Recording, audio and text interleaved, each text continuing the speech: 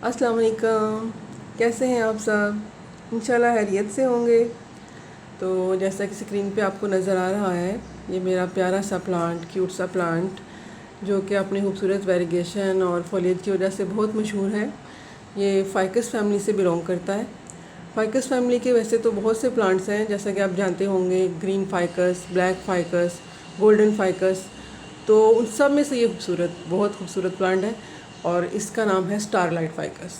इसको ficus safari भी कहते हैं इसको, और बेंजमन स्टारलाइट भी कहते हैं, यानी स्टारलाइट बेंजमन, जो भी, और स्टारलाइट फ़ाइकस तो इसका सबसे मशहूर नाम है। ये बहुत खूबसूरत है इस, और नाजुक मिजाज भी ज़रा ज़्यादा है, क्योंकि इसकी खूबसूरती अपने सारी फैमिली में से सबसे ज़्यादा है। तो थोड़ा जहरीला है, इसको संभाल के रखना पड़ता है, बिल्कुल बच्चों की तरह इसकी केयर करनी पड़ती है। इसकी जो दूसरी वैरायटीज़ हैं, ब्लैक फ़ाइकस, गोल्डन फ़ाइकस या ग्रीन फ़ाइकस, वो थोड़ी रफ़ एंड टफ़ हैं।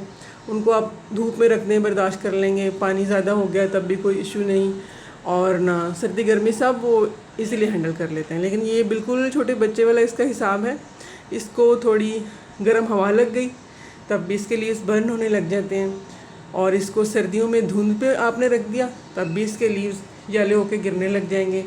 और इसको ओवर वाटरिंग कर दी तो फिर भी ये गया, फिर इसके सारे लीव्स, पत्ते जो है ना, ये येलो होके तो गिरने लग जाएंगे, खाली टहनी टहनी आपको नज़र आएंगी। तो इसकी बहुत अच्छे से केयर करनी पड़ती है, और कंप्लीट इंडोर प्लांट है अपनी ये इन्हीं क्वालिटीज़ की वजह से। इनको आप क्वालिटी भी कह सकते हैं, जो इसकी नज़ाकतें हैं कि ना, आप इसे जितना अंदर रखेंगे जहाँ आप खुद रहते हैं तो वो उतना ज़्यादा ये अच्छे से ग्रो करेगा और बढ़ेगा, फलेगा, फूलेगा। और अगर आप इसे धूप में रख देंगे तो इसके लीव्स बर्न होने लग जाएंगे। और इसको ब्राइट इनडायरेक्ट लाइट पसंद है, डायरेक्ट लाइट में ये लीव्स बर्न कर देता है अपने, और इसकी ग्रोथ भी रुक जाती है। और पानी इसको बिल्कुल पसंद नहीं है, पानी बस थोड़ा थोड़ा जितना, यानी कि ज़रूरतन वो डालें। और ये देखिए, ये धूप गर्मी के असरात देखिए आप इस पे, इस तरह इसके लीव्स होने लग जाते हैं, क्योंकि आजकल ज़ाहिर है गर्म मौसम है, जहाँ भी आप रखें, और कुछ नहीं तो गर्म हवा तो हल्की फुल्की आती है ना, लेकिन आप देखें इसकी नाजुक मिजाजियाँ कि फिर भी इसके लीव्स ऐसे होने लग जाते हैं, बर्न होने लग जाते हैं। और इसकी जो, क्योंकि इसे पानी इतना पसंद नहीं है, तो इसको जो सॉइल है वो बहुत ही वेल ड्रेन बनानी पड़ती है, कि पानी चाहिए तो है ना, तो जितना, ताकि आप पानी डालें वो आराम से आसानी से इसमें से निकल जाए। तो इसकी सॉइल भी, जैसे मैं पहले भी बताती हूँ आप लोगों को, कि पॉट्स की जैसे सॉइल बनाते हैं, वेल ड्रेन बनाइए, उसमें काऊ डंग, वर्मी कंपोस्ट और सॉइल और सैंड ज़रूर मिक्स कीजिए, और थोड़ा फंजीसाइड पाउडर भी। और जब इसकी सॉइल बिल्कुल ड्राई हो जाए तो फिर थोड़ी हल्की सी गुड़ाई करके, और उसके बाद इसे पानी दे दीजिए, और पानी ज़रा कम दीजिए, जो कि निकल जाए आराम से सॉसर में से, और उसके बाद इसे फिर रख दीजिए। और इसको जो पानी दें उससे पहले एक दिन ये करें कि हल्दी और थोड़ी सी दालचीनी पानी में मिक्स करके रख दें, एक चुटकी या दो चुटकी, तो नेक्स्ट पूरी रात वो पड़ा रहे या एक दो दिन पड़ा रहे तब भी कोई इशू नहीं, तो वो दें, क्योंकि इस पे ना बहुत जल्दी फंगस का अटैक हो जाता है। फंजीसाइड या डाल लें, फंजीसाइड नहीं है तो घर में अमूमन हमारे पास ये चीज़ें तो होती हैं, तो ये डाल दें आप इनके अंदर, तो ये बहुत, ये इसकी केयर रहती है इस तरह कि अगर इसमें पानी का कोई थोड़ा बहुत हो भी गया, इसकी जड़ों में पानी थोड़ा बहुत रह भी गया, तो फंगस नहीं लगेगा फिर इसको। तो ये प्लांट बहुत खूबसूरत है, और लेकिन इसके जो लीव्स हैं ये इंसेक्ट या पेस्ट रेजिस्टेंस हैं, इन पे इतना अटैक नहीं होता किसी भी इस तरह की चीज़ का। लेकिन फिर भी एहतियातन जब आप दूसरे प्लांट्स को अपने को दें, ये नीम ऑयल का स्प्रे करें या कोई भी पेस्टिसाइड का, तो थोड़ा बहुत इस पर भी कर दीजिए, कोई इतना खास इशू नहीं। और ना महीने में 15 दिन में एक दफ़ा इसको, वैसे तो फर्टिलाइज़र की इतनी ज़रूरत नहीं होती, लेकिन इसको काऊ डंग को डाइल्यूट करके पानी में, 1 चम्मच को 1 लीटर पानी में डाइल्यूट करके उसे रखा, और फिर उसे इसमें डाल दिया महीने में एक दफ़ा, या वर्मी कंपोस्ट डाल दी 15-20 दिन में एक दफ़ा। तो इसको वैसे फर्टिलाइज़र की इतनी खास ज़रूरत होती नहीं है, कि सिंपल जो पहले आप डाल दें वही इसके लिए काफ़ी है, या साल में 2 दफ़ा जैसे हम करते हैं सारे प्लांट्स को फर्टिलाइज़, तो इसको भी कर दें तो ये खुश रहता है इतने में। बस इसको ज़्यादा जो प्रॉब्लम होती है वो तेज़ धूप से और ना बहुत ज़्यादा पानी से होती है, तब ये नहीं फिर बच सकता। अगर आपने धूप में रख दिया तो आहिस्ता आहिस्ता इसके पत्ते, पहले बहुत ज़्यादा, ये तो हल्का सा हुआ है ना, बहुत अकड़ के येलो से हो जाएंगे, फिर ऐसे टर्न होने लग जाएंगे, फिर पूरा प्लांट आपका खाली हो जाएगा और फिर डेड। ऐसे ही अगर आपने पानी बहुत ज़्यादा दे दिया तो फिर भी ये होगा, ऐसे ही होगा। लेकिन अगर इसमें बहुत कम पानी आपने कर दिया तो फिर इसकी जैसे दूसरे प्लांट्स के लीव्स होते हैं वो जब उन्हें प्यास लगती है तो उनके पत्ते ऐसे नीचे को झुक जाते हैं, लेकिन ये क्योंकि इसके पत्ते आप देखें थोड़े हार्ड से हैं तो ये नीचे को नहीं झुकते, ये ऐसे मोल्ड हो जाते हैं, येलो के थोड़े से ऐसे मोल्ड हो जाएंगे। उसका मतलब ये होगा कि इसे प्यास लगी हुई है। फिर आप इसे पानी दे दीजिए। तो इसकी जो लोकेशन है उसका आपने खास ख्याल रखना है कि इसको ब्राइट इनडायरेक्ट लाइट में रखना है, डायरेक्ट सनलाइट में नहीं रख देना, गर्म हवा में नहीं रख देना, बहुत धुंध में नहीं रख देना सर्दियों में। तो इंशाल्लाह से ये आपके साथ चलता रहेगा ऐसे ही। बहुत खूबसूरत प्लांट है ये। और इसकी थोड़ी थोड़ी ना जैसे ऊपर से यहाँ से जो नए लीव्स निकलते हैं इनकी पिंचिंग करते रहें। पिंचिंग करने से ये थोड़ा घना हो जाएगा, वरना ऐसे टॉल सा हो जाता है और ये इधर उधर को बढ़ने लग जाता है। उस तरह ज़रा घना होकर ज़्यादा खूबसूरत लगता है। और इसकी जो मेन स्टेम है, जब आप ऊपर से थोड़ी थोड़ी पिंचिंग करते रहेंगे तो ये भी थोड़ी मोटी हो जाएगी और ये बहुत जल्दी एक ना ट्री की लुक देने लग जाता है।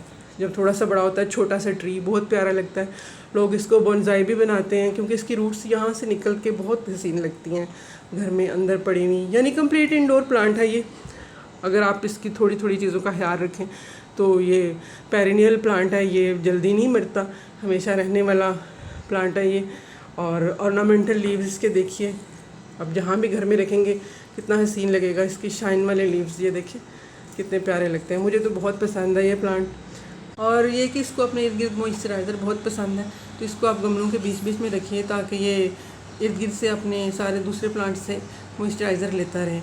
और प्लांट्स जो इनफैक्ट समर में इसको आप फॉलिएज स्प्रे करते रहिए। जैसे हमें स्किन बर्निंग होती है गर्मी की वजह से, हीट से हमें पता चलता है, जब हमें गर्म हवा छूती है तो हीट फील होती है, ऐसे ही प्लांट्स को भी फील होती है। ये अपने लीव्स के ज़रिए हमें बताते हैं, जैसे ये देखिए कि हमें गर्मी लग रही है ये।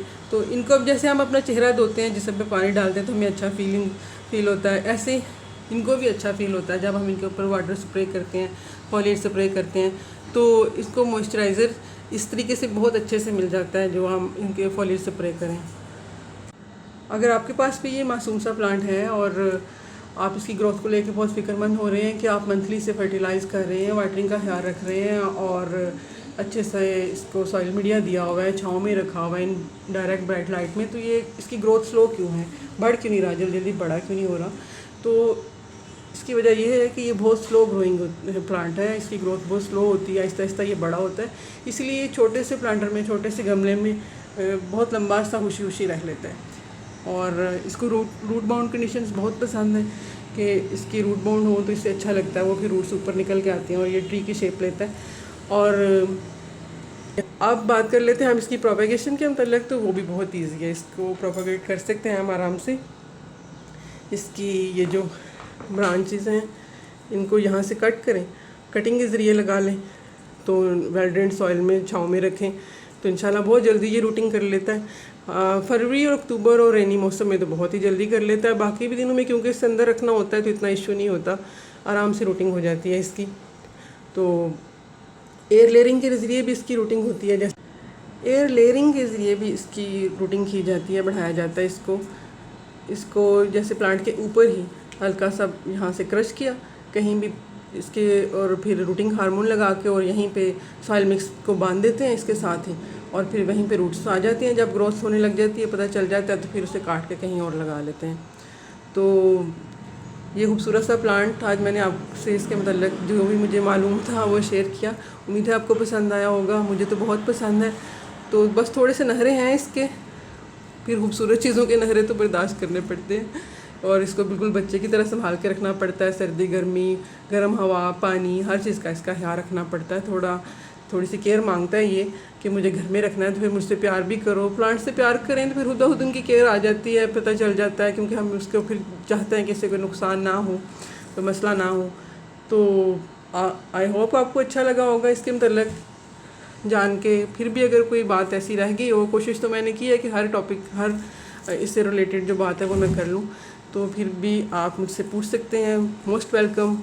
कमेंट्स कीजिए, मेरी वीडियो पे पूछिए जो भी बात पूछनी हो, और ना अगर आपको वीडियो अच्छी लगे तो प्लीज़ लाइक कीजिएगा।